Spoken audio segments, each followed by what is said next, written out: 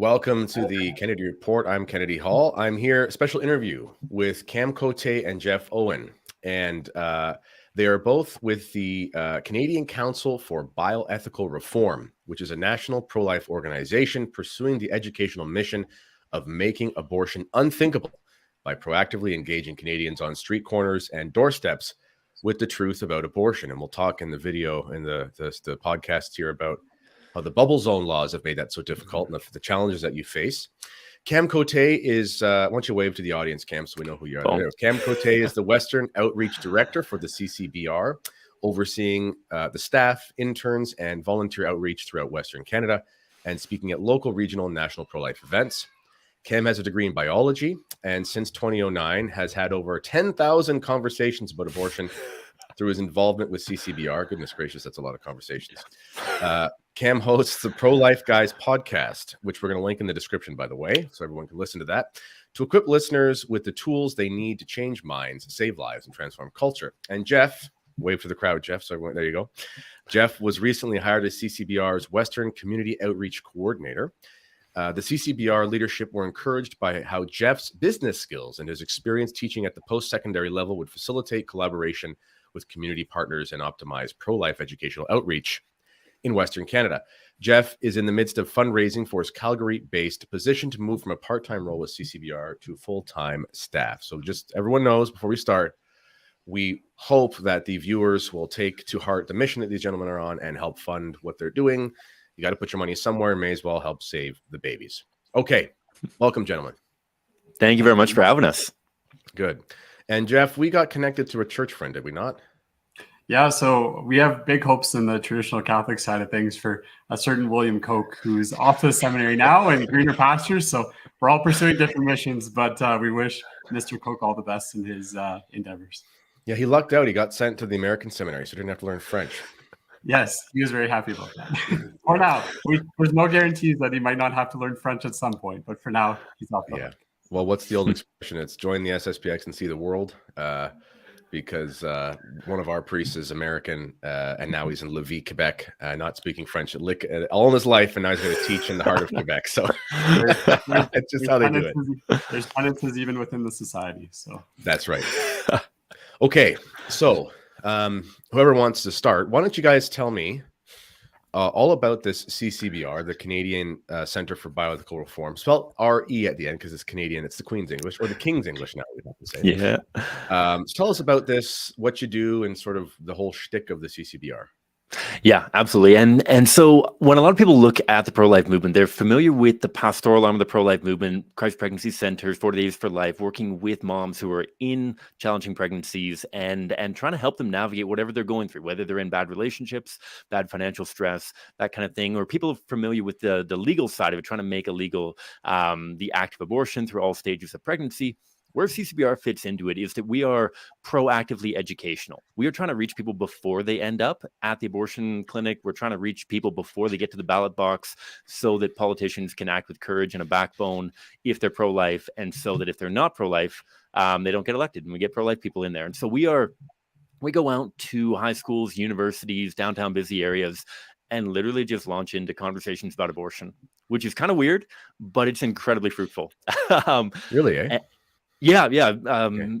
Surprise on that. And it's cool. What we see, so we kind of have a twofold strategy, which again sets us a little bit further apart from many other pro-life groups that we see throughout history, that victim imagery, showing the reality of what happens to victims of an injustice, anchors the conversation with a real victim and not an abstract idea. It's not the idea of choice. It's a person who's being killed because of a choice. And so we anchor all of our conversations with the images. And what we see statistically is that 2 out of 3 people feel more negatively about abortion after just seeing the picture without even a conversation. And close to 30% of the people that talk to us change their mind on abortion within the span of a conversation. Certainly there's lots of people that walk by, don't have a conversation, people that all sorts of excellent gestures and whatnot that you would experience at 40 Days for Life or anything like that. But of the people that are willing to stop and talk, and some of them are the most radical abortion advocates, around 30% of them walk away completely rejecting the pro-abortion worldview. So it's pretty cool what we're able to do, and we're super excited that Jeff's going to be helping us bring that to even more communities in Western Canada. So Jeff, what would your role be then with the organization? What's your sort of daily grind going to look like? Yeah, it's a great question. So Cam, when he actually approached me about this opportunity back in the spring, he mentioned with the numbers of people that are actually becoming pro-life through these doorstep and street corner conversations, he talked about these people often living in communities that now don't reinforce their new convictions. So one of the challenges that we have is with these growing communities of pro-lifers, actually supporting them not only with kind of the skills to have productive conversations with their friends and family, but also giving them a sense of community to actually reinforce and actually change some of the ways that they actually spend their time and go about life. And so the opportunity that actually came up to working community outreach across Western Canada was really not only to support these people in kind of a constructive way, but also working with other community group leaders to actually optimize the pro-life outreach that they're doing in their communities. So as you can imagine, there's kind of a breadth of what that looks like on a day-to-day basis. Lots of travel, lots of networking, things like that. But I'm super excited to put some of the skills and expertise that I've developed in different areas of kind of doing research collaboration and things like that, and teaching other teachers along the way into this kind of focus with pro-life leaders. Okay, so you mentioned, I think Cam, you mentioned how you guys use the reality of images to show. And, sadly, there'd be people who are pro-life minded, but they think it's kind of uncharitable or unkind to show the images. I don't agree with that. And I think history shows us the opposite, because I immediately thought of William Wilberforce, who was basically ended slavery, not single-handedly, but almost in the United Kingdom. So including all of the colonies. And he did it by showing the actual way that, and we're talking about chattel slavery, the way that the actual African slaves were handled. Is that kind of the idea behind it? Is you put a name to a face, and all of a sudden it stops being just a clump of cells and a person? Exactly. And not only William Wilberforce, we see that throughout history, right? You look at even the civil rights movement throughout the States, right? A lot of people only think of the Rosa Parks and Martin Luther King Jr.'s, but if you look up the story of Emmett Till, a teenage boy that was brutally murdered while on vacation in Mississippi, and how that was kind of a catalyst towards change throughout America. You look at contemporary examples of the genocide in Rwanda. Even, and I know this is a spicy topic, like there are movements that we disagree with that have leveraged the exact same strategy into mass mobilization, right? You look at Black Lives Matter. Yeah. And how they leveraged the video of George Floyd and countless others. And like, images don't always lead people towards the right action or anything like that. But the fact of anchoring an issue with a real victim that you actually form some kind of relational connection with is huge. And then all the conversations, all the talking points have to pass through that lens of, but am I willing to do that to a human like me? The famous image from Wilberforce of "Am I not a man and a brother?" is speaking to presenting this idea of what you're talking about is happening to somebody just like you.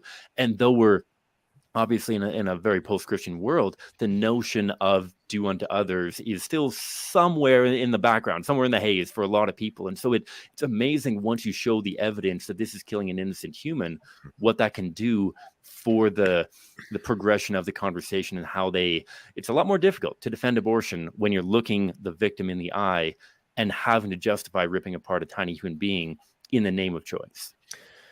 Wow. Yeah. Jeff, would you be able to tell us, in your experience, do you ever find that when you're showing these images, there are people who are almost angry, but the anger is a catalyst to talk about it, and then it becomes more of a sympathy? Is that sort of thing happen? Yeah, exactly. That's a great point to bring up.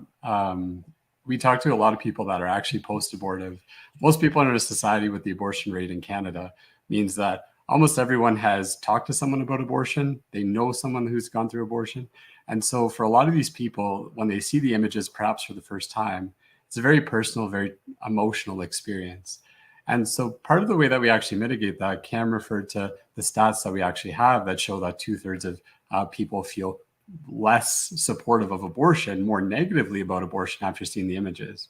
But the primary reason why we actually incorporate the conversation element is so that we can actually help mitigate the risk of someone seeing the pictures and storming off. So we can actually walk them through, help them process something potentially that they've never actually had someone help them process. And so we realize the value, we realize the tool that we have with abortion victim photography, but we also realize the importance of really supporting someone who might be seeing that reality for the first time. Okay. Yeah, that makes a lot of sense. And so we mentioned basically the goal of the organization, as you guys told me, is to make abortion unthinkable. Okay. So now maybe many of my viewers, I think probably 80% more, probably American.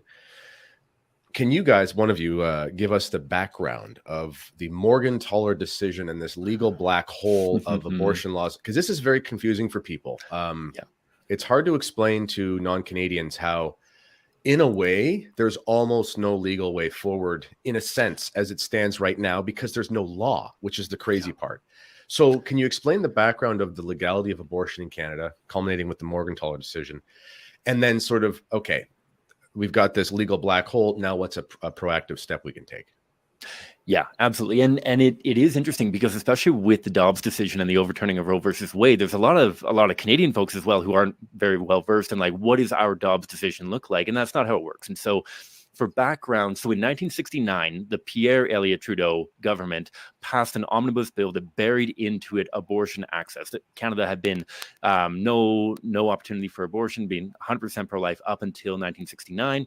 And he buried into that omnibus bill that packed in all kinds of tax reform and divorce law and a bunch of other stuff, that abortion could be approved by a therapeutic abortion committee of 3 people if the mother's health was in danger. And obviously health is such a broad term that like we're not talking about the mother's going to die and she needs medical intervention. At times this is emotional well-being, social status, things like that. And so with these therapeutic abortion committees, you were elected onto it. And so in some places, largely through the prairies and kind of rural areas, pro-lifers got on top of this and got a whole bunch of pro-lifers elected to their therapeutic abortion committees, and no abortion was ever approved.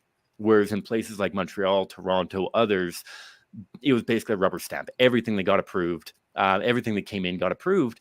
And Henry Morgentaler put it on its head even further by saying, you don't have to apply for an abortion. You don't have to go through one of these therapeutic abortion committees. If your application has been rejected, I don't care. I'll perform that abortion anyways. And he was a physician, or I know he was from, was he at the University of Western, or that was another abortionist, but I can't remember. So a different abortion, Fraser Fellows at Western University. I don't actually know his academic background, but he was a licensed medical professional that was stripped on a bunch of occasions and then given back to him. And he was in and out of prison and through the courts. And basically it culminated into that 1988 Supreme Court decision where Supreme Court said the law as it stands now is inappropriate. You're getting abortions for one reason here and the exact same reason they're being denied.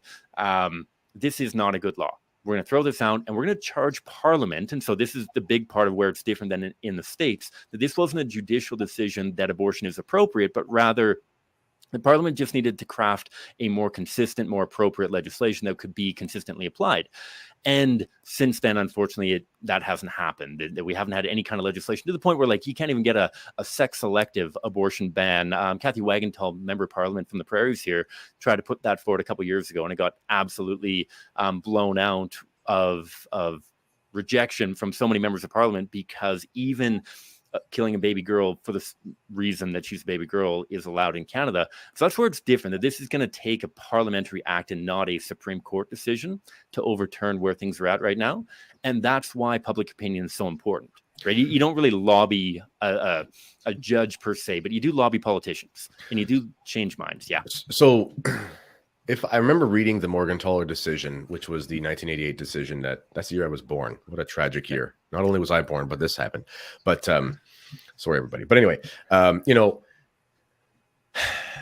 remember reading the opinion or whatever they call that after the judges do their ruling. And one of them, if I'm not mistaken, said that it wasn't a pro-choice decision. It was more of no sufficient evidence was presented for the legal chaos that's been going on. But at the same time, I think it says something like, if in the future, we could probably bring up, there's a website called morgentalerdecision.com or something like that. But I remember reading it there, and it says something like, if in the future scientific evidence would show us that this is a person, we would have to revisit this. That's isn't that the case? I mean, and then maybe answer that, but then also, since we have no law, how is it that it continues? That's the thing that's so confusing for people.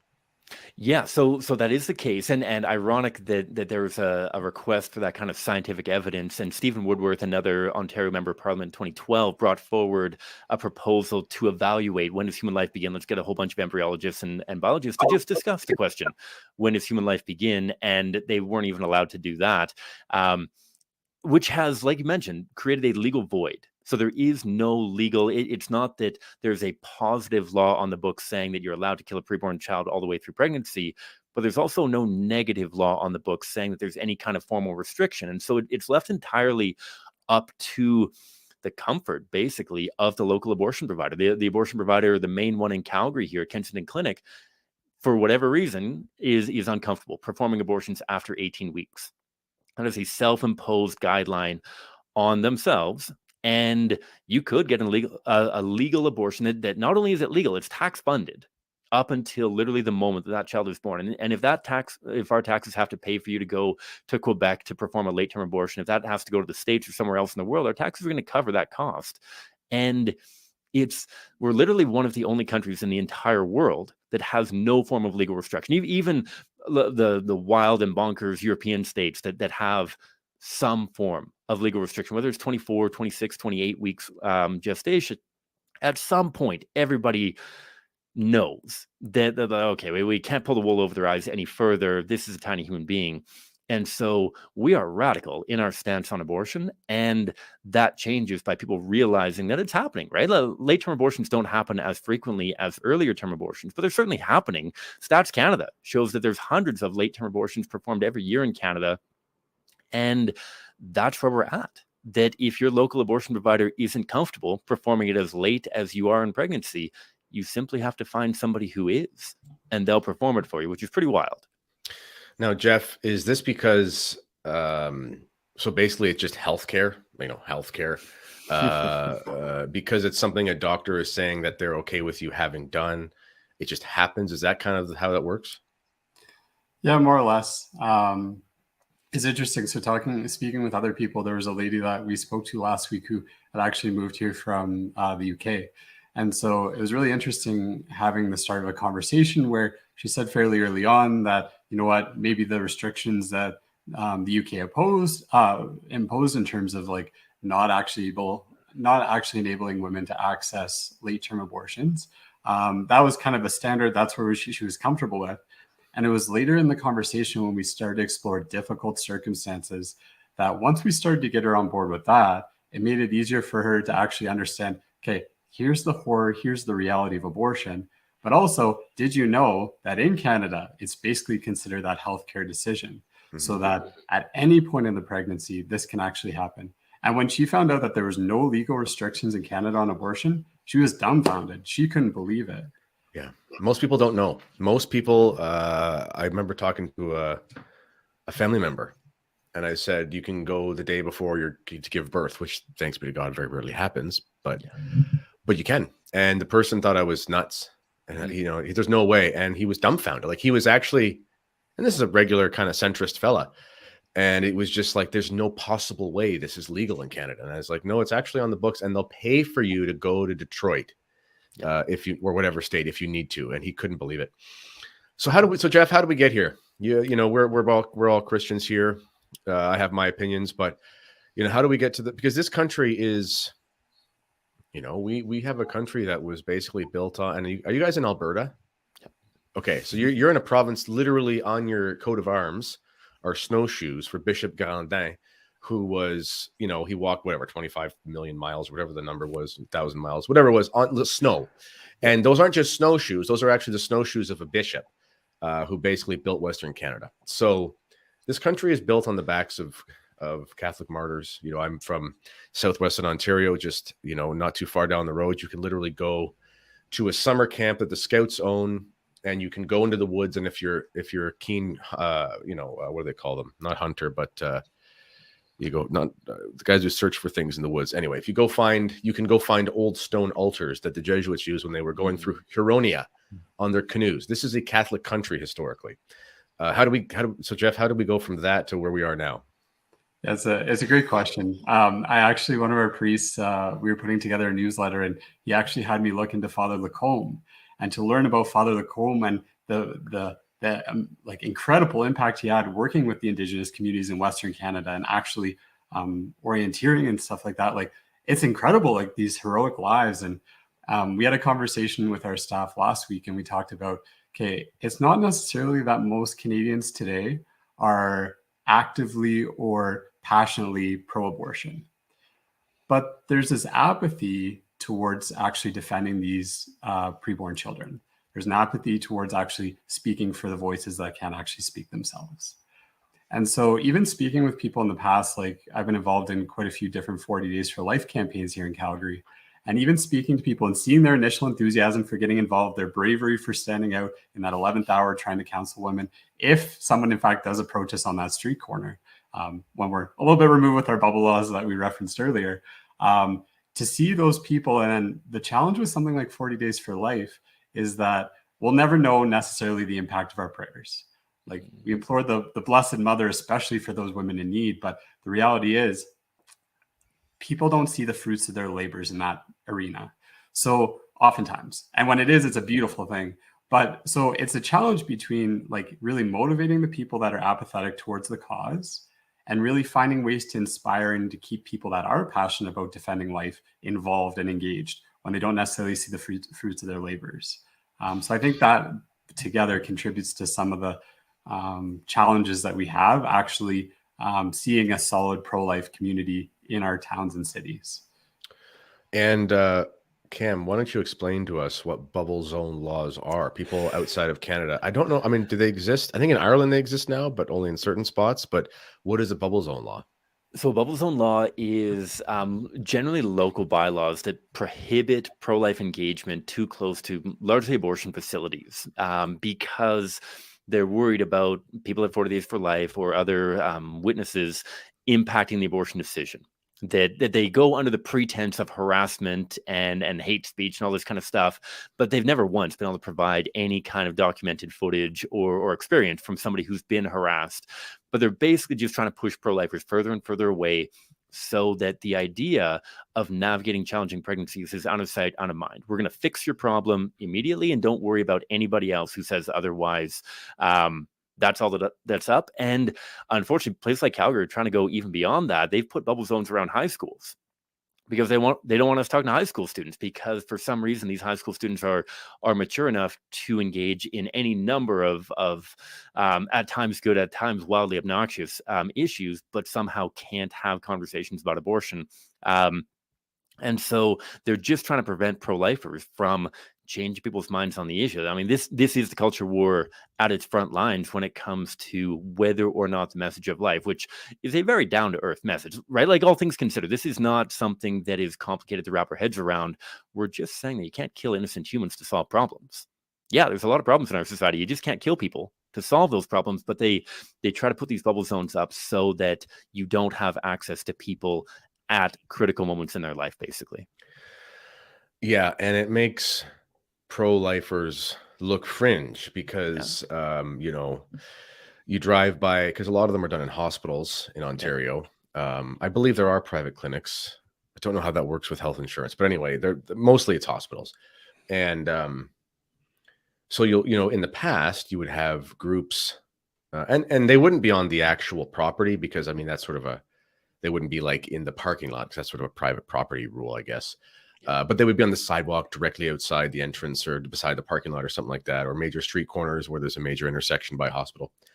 And now you've got to be, I think it's 200 meters or 200 feet, I can't remember, away. So, you basically have these groups of people who are, down the street, half a block away, in the eyes of the passerby, kicking and screaming about abortion, and no one has any idea why. Because it's not directly beside. So it's, listen, as we said about, Black Lives Matter and stuff, the left knows how to be effective with their propaganda. They know how to, and sometimes I wish that the conservatives would take not an ethical page from their book, not consequentialist in our morals, but hi guys, this is effective. You can do this in a moral way, but they don't do it at all. Okay, one question I want to ask you guys, a little bit controversial. So we'll stay on YouTube, I promise. Now, without getting into the debate about whether or not any person should take a particular vaccine, we're not talking about that. Yep. However, and don't worry, YouTube, we're not saying whether it works or doesn't. Okay, we're just saying this is the general. However, the topic of pro-life exploded with the topic of vaccination because of the abortion relationship and and production and so forth. Has this reality with the lockdowns, the mandatory jabs, has that emboldened the pro-life position, or has it made more people interested in it? What's been the effect there? Jeff, I'll throw it over to you with regards to the community that you've been kind of witnessing firsthand, but I've definitely seen there be an explosion. I think that tied to both the vaccines and obviously the Dobbs decision and the ripple effects. And so it's difficult to separate the two of them, but absolutely, as more people are starting to wonder about what is getting put into vaccines and the links to abortion, it opens up a natural door for us to slide right in and talk about abortion. And not only abortion in itself, like most churches that are having the conversation about vaccines are doing so because they're against abortion. But now it opens the door towards activism as well. Of like, if we are this upset that abortions were used, whether recently or decades ago, for vaccine production, what about all the abortions that are happening today, tomorrow, all these next days? And so it's been an incredible launching pad towards mobilization, as well as getting people to think more critically about the intersection of how this impacts their life. Because what I've seen, and Jeff, you can add on to it, but what I've seen is that a lot of people have been able to somewhat keep their head in the sand on this, of like, abortion doesn't impact my family, doesn't impact my church. I go to a faithful church that is not having abortions, and therefore I'm just gonna not integrate into this wild and messed up world that surrounds me. Abortion doesn't touch me very closely, but even that has opened up the door. But Jeff, I'm curious about your experience. Yeah, one of the things that came to mind was like the conversations that we have with folks, and the fact that a lot of people stand up for abortion in the sense that they talk about, again, they bring up the difficulties of a pregnant mother. They talk about these unfortunate circumstances in a lot of cases. And then they start talking about, okay, even if they recognize the scientific reality that this is a human child, they still aren't willing to actually give, basically rule out abortion as an option in that case, because they say a woman's right to her bodily autonomy, in fact, trumps the child's right to life. And most of them don't say that explicitly, but that's where they're coming from. And so the opportunity that COVID has presented is, you know what, we can actually speak to the different rights that we have in the hierarchy of human rights, and things that, you know, we've celebrated for years and never really thought of, we've taken for granted. And we can start to break that down in terms of, okay, what are the most fundamental rights that we have? And can we agree that the right to life, the right not to be killed, should be foundational to everything else? And once we can start to chat about that, I think the whole COVID piece, in terms of things that we've had challenged, rights that we've always taken for granted, and privileges that we've had, I think it allows us to explore that conversation, especially with people that have, like Cam addressed, considered kind of the pro-life issue, maybe in a little bit more detail in the recent past. It's interesting. I was on Parliament Hill for the March for Life this year in Ottawa, May 14th, I believe. Anyway, beautiful day. It's always actually a beautiful day for that, uncharacteristically for May in Ottawa. But I was speaking to people in the crowd, sort of doing the Matt Walsh thing, walking around, talking to people, waving the crazy flags. And I actually talked to a Satanist who said he was pro-abortion because he's a Satanist. And I was like, well, that there you go. There's your answer. He had no shame. And I was talking to some people, and I would have these conversations. I'd be nice as possible. And I would say, so, my microphone, you believe that there's bodily autonomy. Okay. Yeah, I do. Okay. Because you believe it's wrong to be forced to do something with your body that you think is harmful, blah, blah, blah, blah, blah. And they say, of course, no one can ever tell me what to do. And actually, one of the kids said, like a teenager said, it's wrong. I will never, basically, like, it's wrong for a man to tell a woman what to do with her body. And I said, so would you support a female politician saying that you can't have abortion? She's like, that's not what I'm saying. It's like, okay, whatever. And, but then it got to the point where I was talking to this group, and I said, so you're against having not having full autonomy over your bodily integrity? And they said, of course. And I said, so you're against mandatory vaccinations? And the kid you not, the teenagers just started screaming. But the actual grown-ups I was talking to, they said, that's different. The experts have said this is about saving lives. And I was just like, are you drunk? Like, we're talking about abortion, like saving lives. My goodness gracious. But it showed me, though, the positive out of this is that the people are so fed by what is the public opinion narrative that they don't think about it. Yeah. So the opportunity there is change the public opinion. What say you guys to that? Well, I'd agree 100%. And that's why we see so many people end up changing their minds on abortion. I was talking to somebody at Mount Royal University literally last week who started off with all of the like cliche Twitter slogans, and by the end of the conversation was like, yeah, no, you make a ton of really good points, and this is really messed up how Canada functions. And so it provides really interesting area, and it's just a matter of getting through that initial barrage of whether it's ad hominem attacks or whether it's the Twitter slogans that you're the red herrings that they're trying to draw you into. It absolutely makes sense that a lot of people have only thought about this as long as they've been on Twitter for, or they see this being so complete. And then you break it down in any capacity, whether it's vaccine mandates, whether it's a matter of like, okay, but do you support a mother's choice to abuse her born child? Because that's a question of bodily autonomy as well. Can I use my body to harm somebody else? Right. And when you put it in those contexts, and you just see either the light go on and like, oh my goodness, this guy's making a ton of sense, or just like a vapid look of like, this is not computing. And the amount of times we just say things back to people so that they understand just what they're saying. And that's been my experience, that there is a great opportunity, especially once you get past that first like minute or two of party lines or so that keep getting rolled out. What do you say? What do you say, Jeff? Yeah, and I was just going to go back to something that you had said earlier, Kennedy. So like when we speak to people, like when we speak with people, like you see the power of rhetoric. And so a lot of pro-lifers have the basic fundamental natural law understanding that killing an innocent human life isn't acceptable in any circumstance. And so we all know that fundamentally, but being able to share that in a way that actually speaks to someone, we employ strategies that actually involve like developing common ground with people. Like Cam outlined, another example that we use in terms of an analogy with the bodily autonomy argument that we see so frequently is we talk to the recent, we speak to the recent formula shortage in the States. And we talk about, okay, if a mother has this infant who they've planned to basically nurse using the formula instead of actually breastfeeding, like what would happen if that formula has been taken off the shelf, which we've seen? Is it acceptable to say, you know what, we recognize that the mother is going to have to put her own body on the line in a temporary way, not in a permanent way, but we recognize that there's kind of a logical sacrifice that we see her having to make to actually support the life of that newborn child.